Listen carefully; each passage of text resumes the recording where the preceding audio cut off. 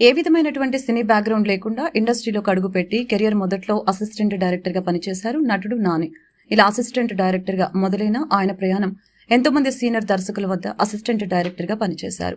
అనంతరం హీరోగా సినిమా అవకాశాలను అందుకున్న నాని ప్రస్తుతం కెరియర్ పరంగా వరుస సినిమాలలో నటిస్తూ నిర్మాతగా కూడా ఎంతో బిజీగా గడుపుతున్నారు. ఇక నాని త్వరలోనే సరిపోదా శనివారం అనే సినిమా ద్వారా ప్రేక్షకుల ముందుకు రావడానికి సిద్ధమయ్యారు. ఇలా ఈ సినిమా విడుదల తేదీ కూడా దగ్గర పడుతున్న తరుణంలో సినిమా నుంచి పలు అప్డేట్స్ విడుదల చేస్తున్నారు. తాజాగా ఈ సినిమా నుంచి ట్రైలర్ విడుదల చేశారు. ఈ క్రమంలోనే ఆయన ప్రెస్ మీట్ కార్యక్రమంలో పాల్గొన్నారు. ఇక ఈ కార్యక్రమంలో భాగంగా విలేకరులు అడిగే ప్రశ్నలకి సమాధానాలు చెప్పారు. సరిపోదా శనివారం అంటున్నారు. ఈ సినిమా తర్వాత మీకు శనివారం ప్రత్యేకంగా మారిందా అనే ప్రశ్న ఎదురైంది.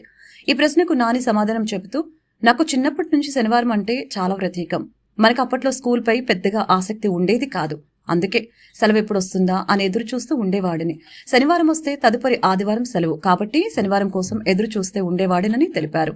ఇక మీ అబ్బాయి కూడా మీలా శనివారం కోసం ఎదురు చూస్తుంటారా అనే ప్రశ్న వేశారు. ఈ ప్రశ్నకు నాని తన కొడుకు గురించి ఆసక్తికరమైన విషయాలను వెల్లడించారు. నా కొడుకు నాలాగా కాదు, వాడెప్పుడెప్పుడు స్కూల్కి వెళ్దామా అని ఎదురు చూస్తూ ఉంటాడు. మనం చదువుకునే రోజుల్లో ఉదయం నుంచి సాయంత్రం వరకు చదువు మీదే మనల్ని దృష్టి పెట్టమని చెప్పేవారు.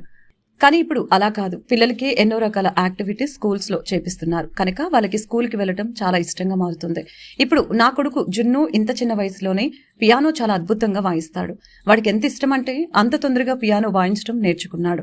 వాడికి మ్యూజిక్ పట్ల ఉన్న ఆసక్తి చూస్తుంటే త్వరలోనే నా సినిమాకు మ్యూజిక్ డైరెక్టర్ గా పనిచేస్తాడేమో అంటూ నాని తన కొడుకుకి మ్యూజిక్ పట్ల ఉన్న ఆసక్తి గురించి ఈ సందర్భంగా వెల్లడించడంతో ఈ కామెంట్స్ కాస్త వైరల్ అవుతున్నాయి.